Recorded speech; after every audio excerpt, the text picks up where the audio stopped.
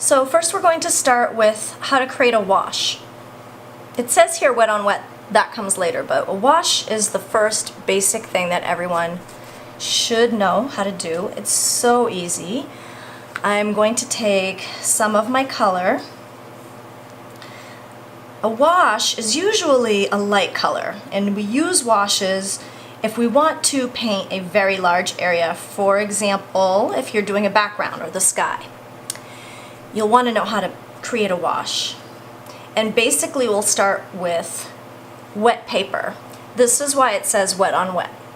So in order to get the color to really spread around very quickly, because you're painting a large area, you'll want to wet the paper first. So I'm taking my brush and I'm just creating a light layer of water. I don't want a huge puddle, but just enough to get the paper to have a wet surface that will make the color move better. Another way to do that is to use your spray bottle. You could actually just spray the surface as well. Next I'm going to take my color. There are a couple ways to do this. Some people will still use this brush. You can also use the flat brush. I'll show you how that works as well.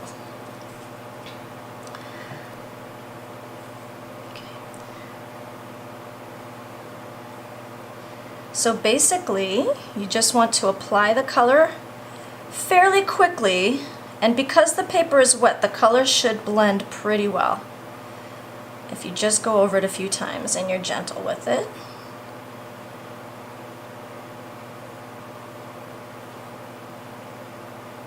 I also have it leaning on the side more. If I have it up like this, I'll have more streaks.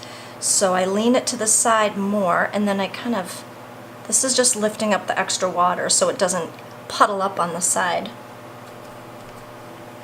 That's a wash, and we're going to leave that as it is, okay? This section here says wet on dry. You can layer colors, and what I'll do is I'll apply a layer first. We'll use the same color. This is painting wet on dry. The paper is dry, and the color goes immediately into the paper. It soaks right in, and it will probably dry very quickly. So I'm going to leave that there. We're going to come back later and add layers to it so you can see how that works.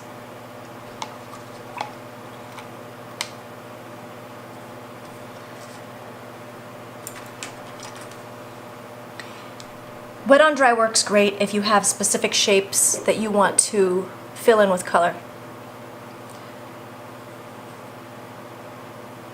Instead of holding the brush upright, you want to hold the brush a little bit at an angle so that the point is along the edge of the paper. So this will help you get clean lines. However, when you're using this kind of technique and it's dry paper and you're filling in the whole thing, you want to move fairly quickly because the paint will sort of puddle up and create these like little texture lines. So what I'm trying to do is just kind of push the paint around and make sure that my color is even, and then I'm going to lift up and leave it alone. Having said that, if I want to add another color to this, because it's still wet, I can blend another color into this if I want to. And let me show you what that looks like. It is drying, but it's not totally dry yet. So I'm going to take this color here, start it from the bottom, and blend it up. Because it is drying, if I want to, I can wet my brush and now just come into it with a wet brush. And you'll see that the colors will sort of blend into each other. You can add more paint. And if it's starting to get a little too muddy, then that would be a good time to maybe back off and stop. So something to think about. But I can always add more of this original color too. It's almost like a charcoal. And blend it in with that pink. And so you can create those two colors.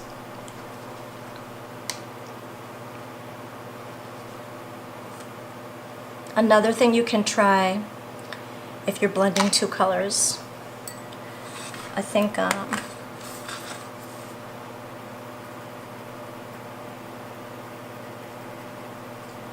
this is a nice sort of example for it too. Sometimes petals can have different colors, water petals. So I'm just going to leave that. That is dry as it is. Well, it's dry paper and the paint will dry fairly quickly, but I also want to add some red on this end and then eventually have it blend in. So how I do that is I will add a little more water to my brush. And this way I can get the paint to soften and blend.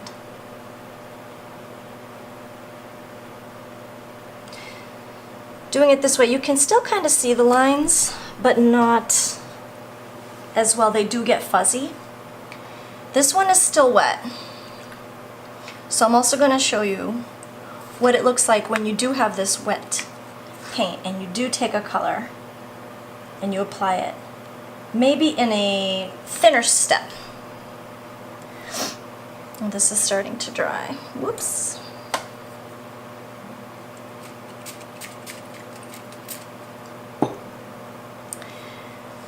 So when I apply it here, you can see that the lines are a little bit fuzzy. But if I use this same brush here on this dry paper, I can get a cleaner line and it doesn't get fuzzy. So it depends on the effect that you're going for. For example, in this color, if I want to add more water to it, I can take more red and just kind of dab it around. And it'll blend on its own. It'll kind of just get fuzzy and push that around, push that color around.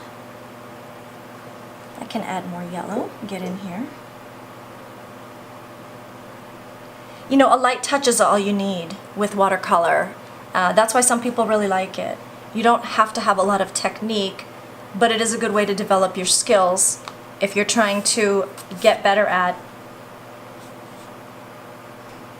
smaller areas. I do want to show you the layering again. We're going to take the same color that we mixed earlier, and I'm going to show you how you can layer a color. It's the same color. I'm just creating a layer to make it darker. So this is the lightest, and then this is one layer or one shade darker, and then when that dries, we're going to go over it again so you can see how you can layer color in watercolor. What we call that is building it up.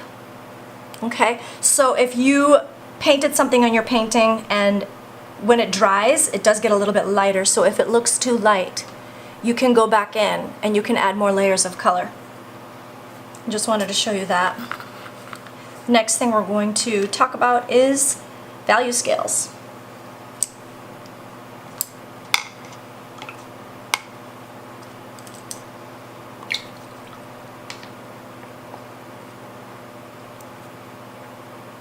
So with your color, we're going to start with this pink one. I'm just going to make a little rectangle. So for this color, that is as dark as I can get. If I want to, I can let it dry and add another layer and make it a little darker, but coming fresh from the bottle, this is as dark as I'll get. What I'm going to do next is actually add a little bit of water to it.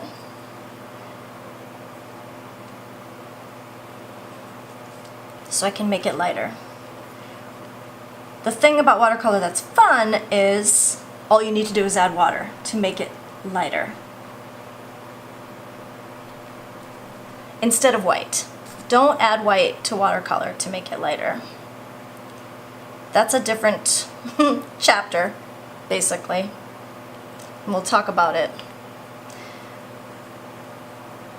Stir it up.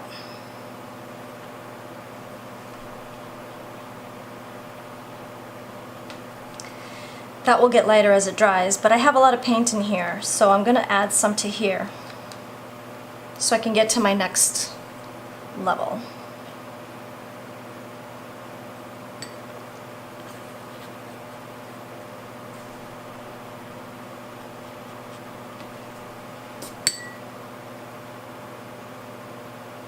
you will need to know how to do this for whatever painting you do end up working on.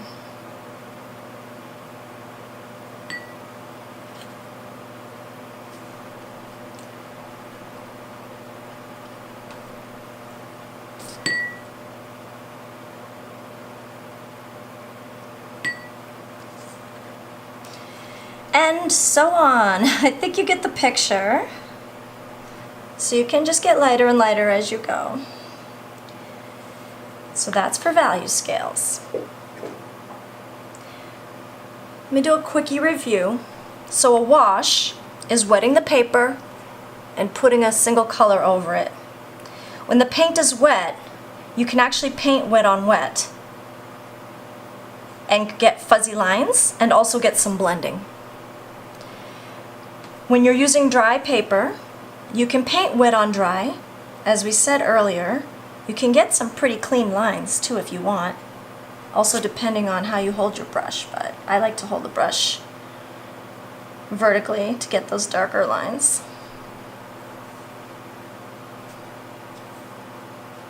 So you're going to get to practice all of that. Layering is something that you need to know, because layering is helpful if you want to use the same color, just darker versions of it. Takes patience because you do have to let your layers dry in between, but it's totally worth it because you will get the effect that you're looking for. Value scales, you can see how to make your color from dark to light. I also want to show you this technique that's called dry on dry. So you're using dry paper, I'll do it in here in this little space, and it's not totally dry. You know, there's a little bit of water on your brush, not a lot. But what you can do when it's on dry paper, it's kind of... Sorry, it turned off before I could show you the texture, so I'm going to try that one again. So if you don't have a lot of water on your brush and you want to try a little bit of the dry on dry, you can see here that it creates this kind of texture, which can be nice. So that's dry on dry. I'm going to use this box for something else though, so let's just do that.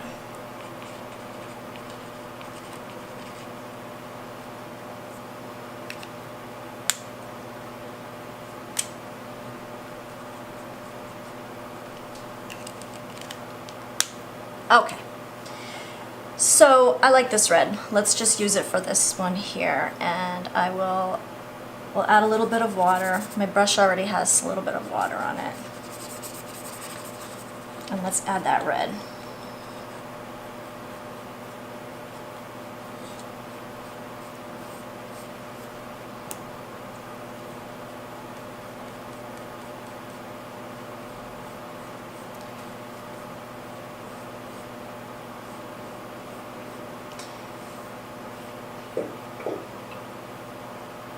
So this is kind of neat. It's a nice dark color. I want to show you a trick. This is rubbing alcohol. You can apply it in different ways. I find it best to drop it. In other words, let the color fall off of a brush like a drop. You can use different tools for this. You can use a paintbrush, or you can use a Q-tip. There are different things, but try if you can to let it fall off the brush on its own. Actually, hold on. I want to get a close-up.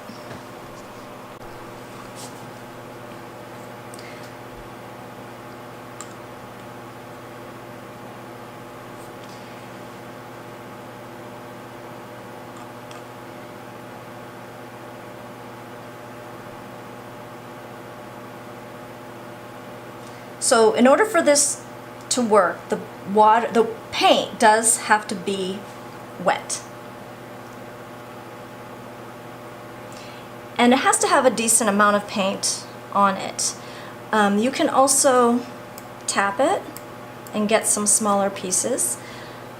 few different ways that can happen, okay? So that's rubbing alcohol. And I like the effect. I think that it can look kind of neat. I do enjoy it. It's a neat trick. And you can create some interesting textures with it and other things. So, for example, I'll just add more color here. I'm going to layer this. But you can see it's resisting where I put the other rubbing alcohol, so that's kind of neat too.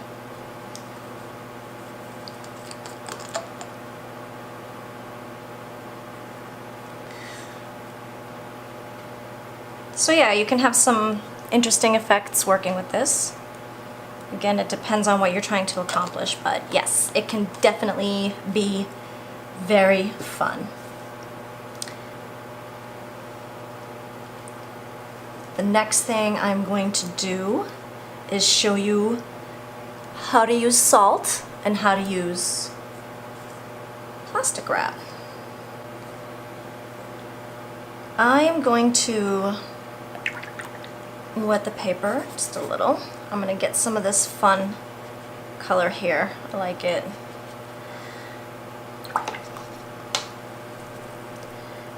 And then I'm going to take some of this darker. This is, I mixed two colors. This is Lunar Blue and Moon Glow. Looks like there's a moon theme here, so let's play around with that. Just let the color kind of move around. So I picked a dark color on purpose. Salt can create a really nice texture, but the truth is you do need enough on the paper for it to work. Enough liquid, sorry. The other thing though is you can also have too much liquid, so it's something that you have to play around with a little bit and kind of get the hang of. I'm just gonna let all of that sit. It's actually, it's a good space. Now if you have too much paint on your paper and you want to take some out, get a clean brush, wipe the water off of it. You can actually roll it if it's a large area to pick some of the paint off, which is kind of neat. You can also use a bit of a tissue or a paper towel. Okay, you can kind of, this can actually create a cool texture too. It's called blotting, so keep that in mind. I'm going to come back in though with this color and add it again because I don't want it to over dry. Okay. And I liked how dark it was, so let's get that back in there.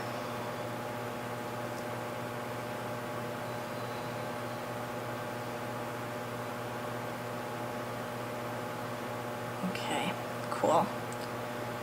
And by dabbing it, I actually created a different texture as well. So again, have fun, experiment, you never know what's going to happen. And then when you find something that you like, you can repeat it. You can do it over and over again. So I'm going to put some around this edge and then some around this edge so you can see what that will look like. Next, we're going to do the plastic wrap.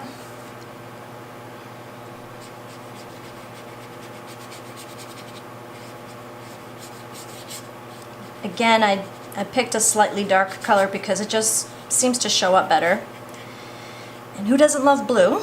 So I just did a quick fill-in. If you want to see it smoother, I could even it out with my square brush, my flat brush.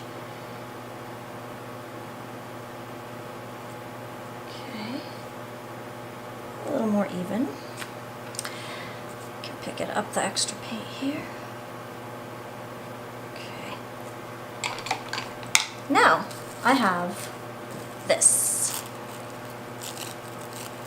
and I will place it on my paper, and then I'm going to push it around.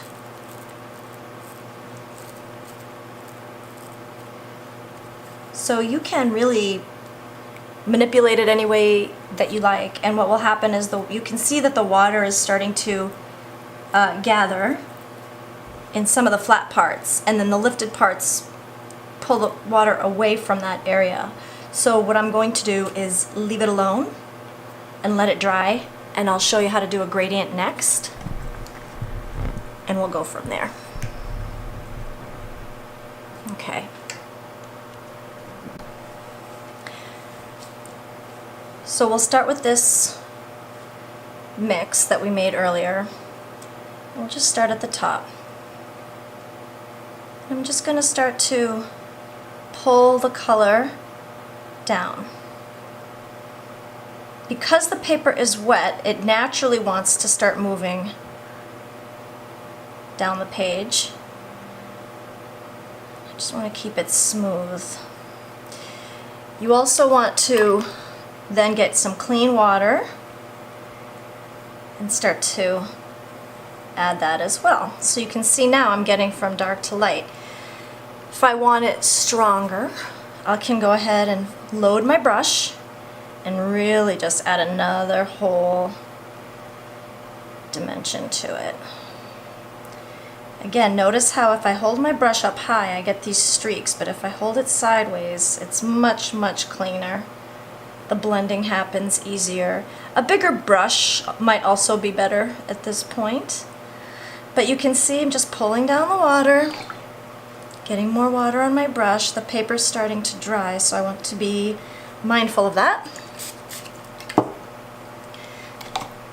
Clean water and start to pull that color down. If you'd like to take another color from here and move it up so we can get more of a blending, we can do that as well. So I'll use a wet brush. Make sure that everything is ready to go. And we'll start with that blue color we had earlier. You can see the paper buckling a little bit from all the water. And then you just pull one color into the next.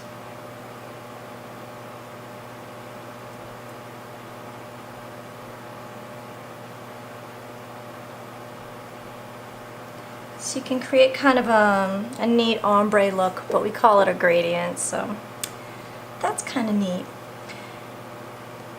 I'm going to let this dry. I'm going to let these dry as well, and I'll come back and show you the results in a few minutes. So these are the ones that we did earlier, and I'm going to show you what it looks like now. This is the one we put salt on. So we just rub the salt away. And you can see the texture that it left behind. It absorbed in the areas where there was more salt, and it made the color kind of flow away to create this texture. This one is the plastic wrap.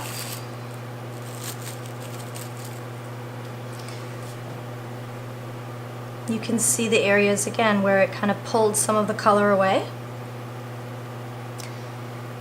This can be a lot of fun when you're maybe working in your art journal or even just part of a painting. You know, you can create some really interesting designs using this technique, and you really do, you've got a little more control than you think too. You can really play around with it and get the shapes to form. You can make flower stems and all kinds of neat things. So there's that one. Everything else dried, and I'm going to back out again.